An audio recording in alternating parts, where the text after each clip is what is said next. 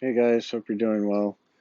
I'm gonna be working the next few days. Thought I'd make a little video real quick. Um, I just saw a post on Twitter. Someone said meditation will save you, or it's the only thing that can save you, or something like that. That's the problem. Is we look at meditation like it's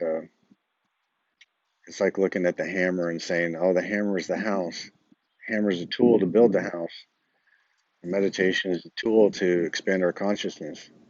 And to what end is that consciousness expanded is totally up to us. I mean, we can choose to expand our consciousness for God and connect to God, or we can choose to expand our consciousness to, acquire wealth and have worldly goods and worldly things.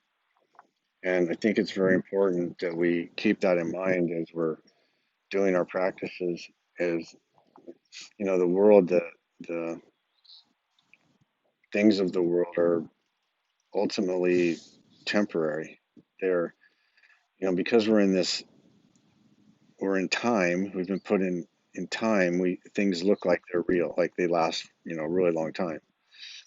But um, even stone, monuments and things like that degrade over time, and over millennia degrade to the point where they just get returned to nature, and they're kind of a testament to that fact that um, we're here just temporarily.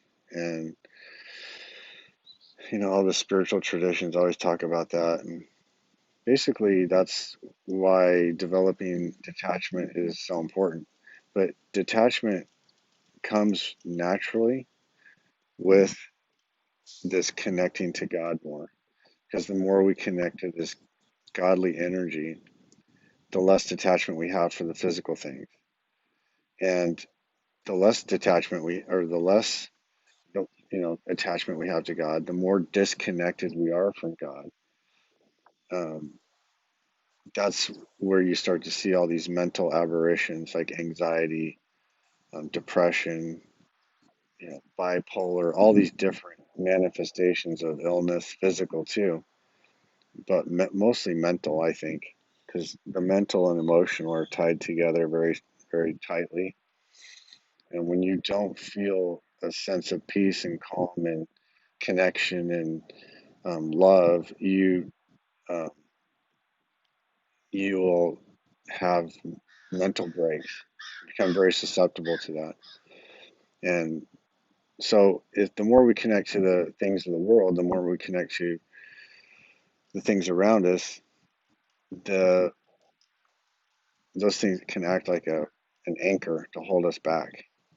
But meditation is a tool that allows us to use that tool to expand consciousness. Now, meditation and transmission are kind of they're different. When we meditate, we're expanding our consciousness. Transmission is just transmission.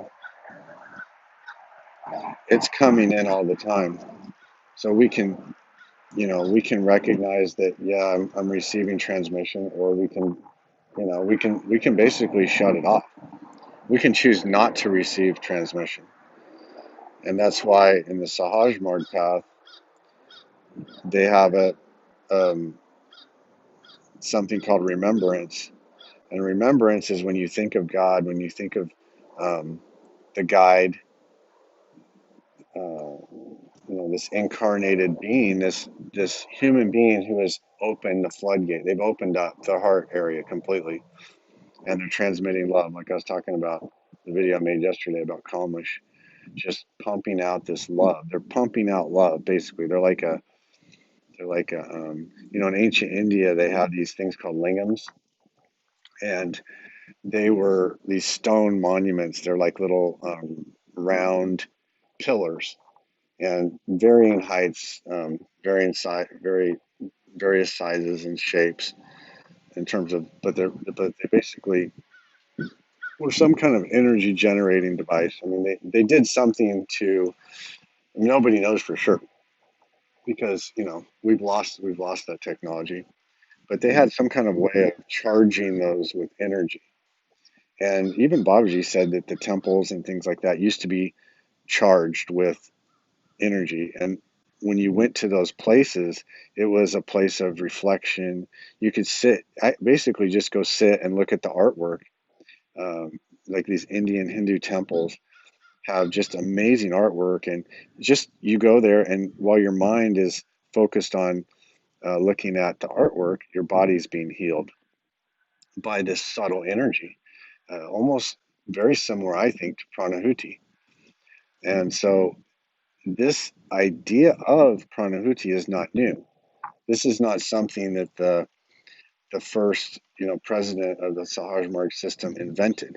This is something he rediscovered. Like it was like it's like digging a well. You're not inventing water. You're just discovering water. It's always been there, and it just got lost or forgotten or covered up.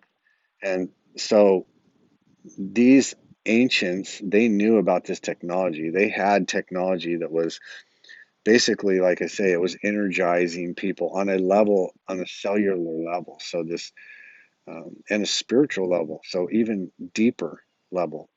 And this is something I think that's going to come out.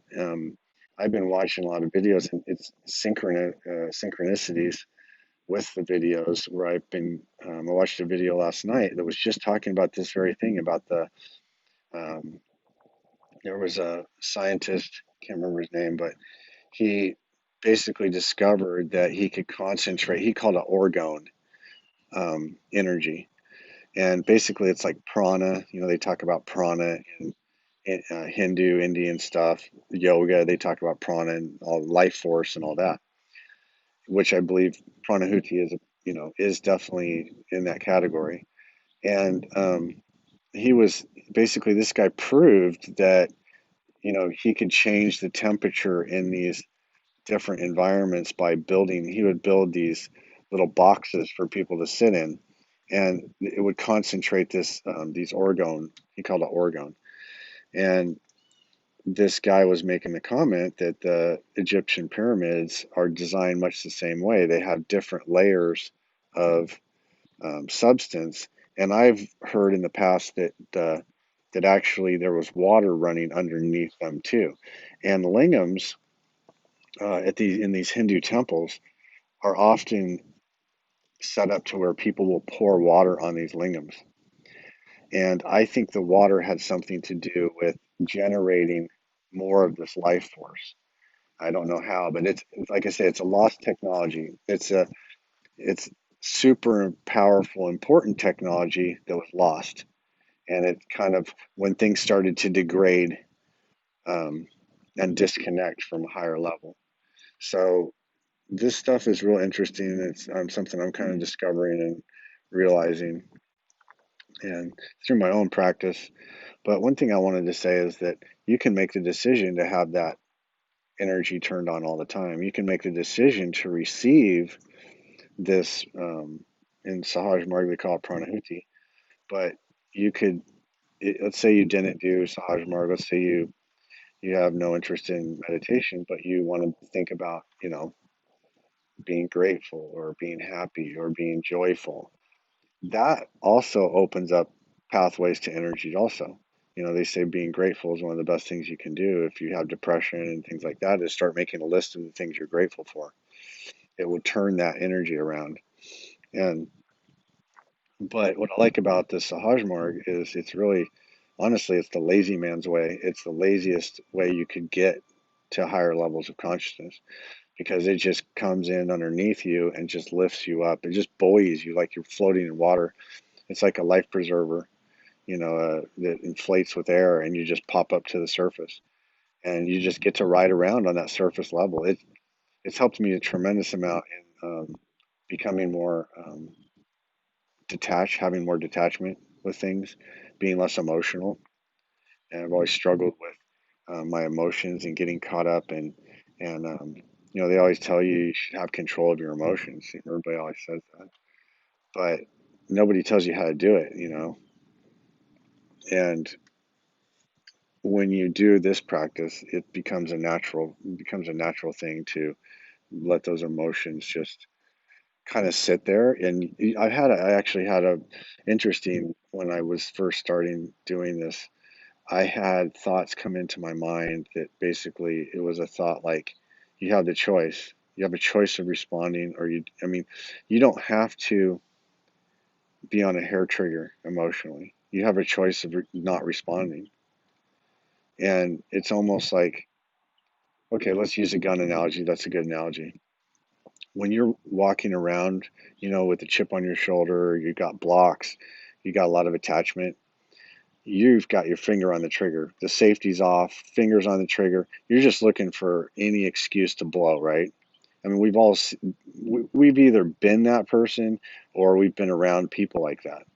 Very unstable. Now they call it bipolar, but very unstable people.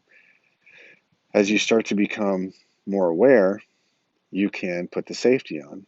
So you still got a bullet in the chamber, you still got your finger on the trigger, but you got the safety on. You have to flip the safety off before you can fire the bullet. And as you become more and more settled and more peaceful, you start to unload the gun. So you take the bullet out of the chamber, maybe it's just one in the magazine, and you've got the safety on. So you've got several steps to go through before you can fire a bullet. And then eventually, when you're completely open, you have complete connection to the divine. You have no need to even have the gun in the first place, because you're completely surrendered to this godly energy. So this emotional, let's say the gun is equating to your emotional body, your emotional setup, you basically become almost like numb. It's not in a bad way, but in a good way. So you become, Bob G made the comment in one of his books that it's like you become like a walking corpse, but not in the way like a zombie or something like that, but in that you basically have detached from this physical body to the point where it's almost like you're just an automaton. You're just walking, you're eating food to maintain the body, you're maintaining relationships to maintain your status, but you're disconnect you're connected to this godly energy to such an extent that you just become an extension of this godly energy. And that's the highest level, right? And there's, like I say, they've talked about this in all kinds of works. The Bhagavad Gita talks about it, the Yoga Vasishta talks about it. They talked about this stuff in all the Enlightenment traditions. And but it really is possible to achieve those states. And you don't have to go sit under a tree, you don't have to go sit in a cave. You can just do this practice, this simple practice. And Babaji said, God is simple and can be achieved by equally simple means. And that's our process, is to just get simple, get as simple as you possibly can. Become so simple that this godly energy can just ride in and just lay that energy right over us. It won't obstruct our view. It'll make it more clear. It'll make it more beautiful. We'll become more aware because we're stepping into this godly energy, which has nothing but good for us. Nothing but good. It's all going to be good for us. And because we've been betrayed, we've been treated badly. I mean, we've gone through who knows how many lives, how many lifetimes of suffering and deprivation, and getting stabbed in the back, maybe figuratively, maybe really getting stabbed in the back by people who loved us, or betrayals. And I mean, we have that's the karmic. It's kind of like a karmic buffet. Each one of us has a karmic buffet, and we just keep going back and eating from that buffet. And we have to be able to turn away from that. And the way to turn away from it is through expansion of consciousness. Now, like I said, with transcendental meditation, I mean, that's basically their whole thing is, if you expand consciousness enough, you don't, you won't have that connection. But, it doesn't, it's not that simple for some people. It takes a lot longer for some people. And some people need more help. You know, it's like if you start a weightlifting program and you've never worked out in your whole life, you need more assistance than somebody who, has been playing sports and they basically went in the weight room and they had coaching and things like that. They may not need as much assistance. Well, on a spiritual level, we're all at different places. And it's like a rehabilitation too, because, at some level, you might have had such, spiritual degradation, such abandonment, that you have traumas that are really deep and scars that are really deep. And those are very difficult to heal on your own. It's just, I believe that we're going through a cleansing time right now where all these things are being cleaned. All this, people are working on their stuff even more intensely than ever before because we're being seen the we're being seen the degradation on the consciousness of the society, of the collective consciousness, not just the individual. We're seeing a lot of individual degradation, but we're seeing a lot in the collective too. And this stuff is being pushed up to the surface so we can see, so we can see it and deal with it. And that's part of one of the things with Sahaj Marg is you basically pray and say, God, I don't know what's blocking me, but I ask you to show me or remove the blocks for me, and so that I can move closer to you. It's that simple. It's really that simple. We don't have to really understand, we don't have to understand what the blocks are. We don't have to get into all the gory details. We don't have to go back and relive all these experiences. Now, maybe, getting a past life regression or something like that, it will give you a clarity to move through a block faster. But I think the fastest way to move through the block is surrender to God, surrender to the divine, because all that stuff's going to get removed for you. You don't have to do it. It's not our job. Our job is to be here to become, uh, a vessel for this godly energy to fill. We're just allowing our vessel to be filled, but these blocks have